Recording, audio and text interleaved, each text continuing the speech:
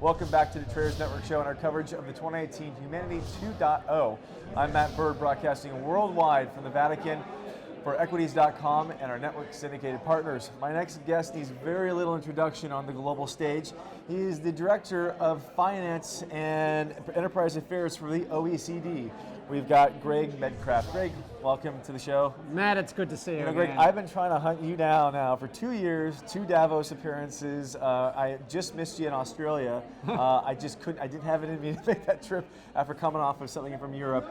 And I was like pleased to see you on the roster. And I was like, I just got to nail Greg down. I'm pleased to be here, and I'm pleased to be talking to you. I appreciate that. So, we'll start off. We're here at Humanity 2.0. You've consumed a little bit of the content going on inside. We've got a lot of thought leaders, a lot of influencers. Can you give us a little bit of a takeaway for you thus far on the event? Look, I think this is a great initiative because if you think about one of the biggest problems today is really an issue of trust in society. And I think the idea behind Humanity 2.0, it's actually helping to rebuild some of that trust. If you think about the initiative in terms of the School of Business Ethics that's been proposed, I think it's great because that is again a key element of how we build trust in business. But even what they're looking at doing in terms of maternal health care is concretely helping rebuild trust in the community and how one part of the community can help the other. Because a part of trust is there are a lot of people, rising inequality is a massive issue today, and how one side can reach out to the other to help bridge that, I think is important. Now, these are two things, there's so much to do, but these are really important steps. And I think it's great in terms of it is about Humanity 2.0. We've got to think more about one another. How can companies help move, like you're talking about like healthcare and birthing and those sorts of things, but what can private companies do? You're on the public side, you deal with a lot of public-private partnerships, a lot of enterprise integration on multiple levels. You've got your finger on the pulse of what's working, what's not working. You know what works, what doesn't work. You can see it a mile away. If you're an organization, and let's just say we got Google here, we've got Burst IQ, we've got a number of different groups. What can these private companies do? Cisco, what can they do to actually move the needle for something like this? You know what? They can be champions. They can be champions of basically thinking about the social license and what the community is really expecting in business, and they can lead by example within their own companies. Equally, they can actually be out there, having a dialogue with other companies to look for like-minded companies to share their experience. So, this is not, I'm more about evolution than revolution. And part of evolution is actually the first thing is to start at home and do the right thing, right? And then to try and have a dialogue to expand, like we're doing here, like-minded parties. And that's a bit like with what happens with OECD. It's about like-minded governments around the world. What we want is better policies for better lives. And I'll emphasize it's about better lives. And that applies whether you're a company or you're a government. It's actually, at the end of the day, it's actually about better lives. When you think about it, it's actually what Humanity 2.0 is actually trying to do as well. It's people helping humanity. Correct. That's it. Well, listen, I think you've got a panel coming up right next, right?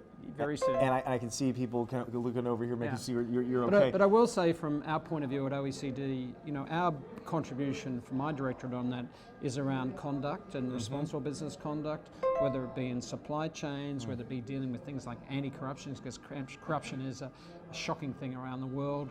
It actually affects humanity, communities. They pay too much or they don't get access.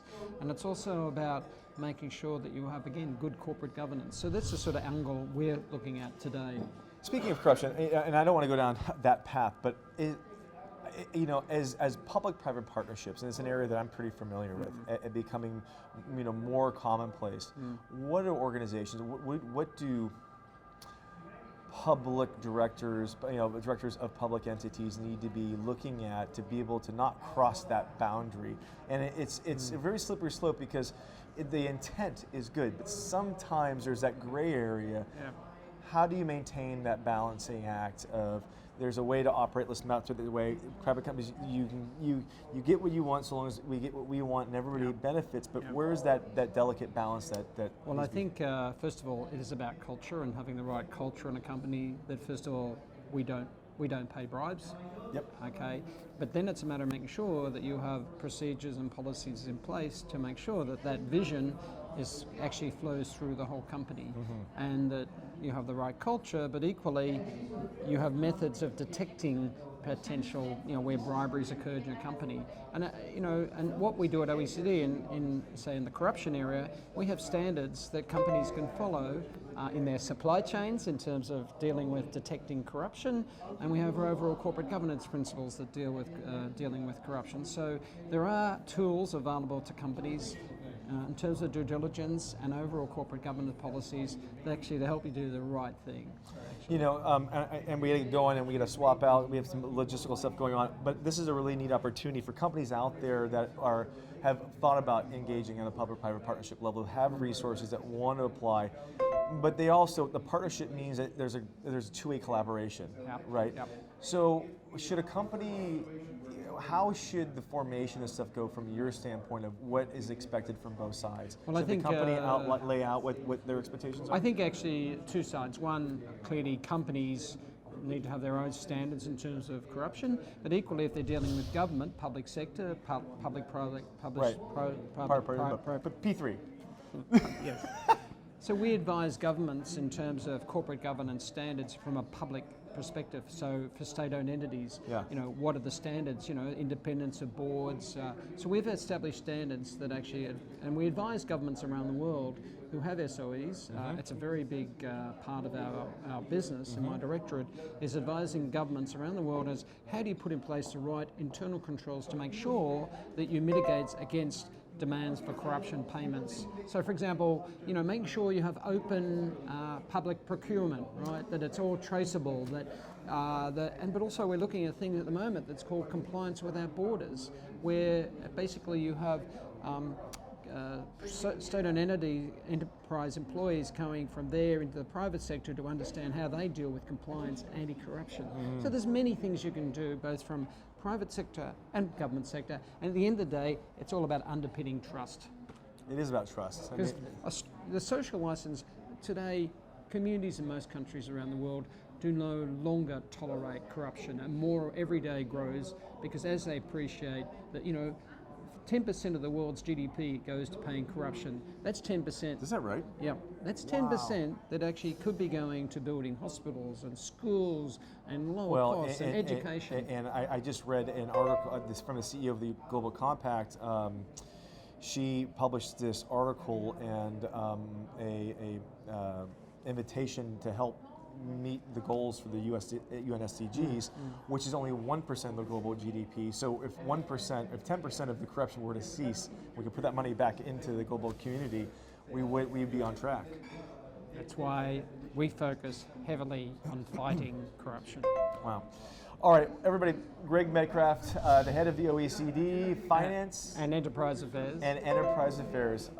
Listen, thanks for coming on the show. I'm going to have you back on. I hope I can get you as a regular, if anything via satellite. Tracking you down in different countries is sometimes a challenge. But listen, we'll be right back with the next guest. You're not going to want to miss him on the panel. Can you tell us a little about the panel that you're going to be on? Yeah, well, the panel we're on now is talking about sustainability and why it matters. And this guy knows what he's talking about. We'll be right back after these messages. Don't go away. The 2019 Humanity 2.0 Forum is brought to you by Cisco Systems, CSR solutions that are accelerating global problem solving in ways that have never been attempted before, to Ulala, providing mobile blockchain solutions for the unbanked, and to Pledge Camp, the next generation of crowdfunding. A special thanks to Tonico in Vatican City for hosting our program.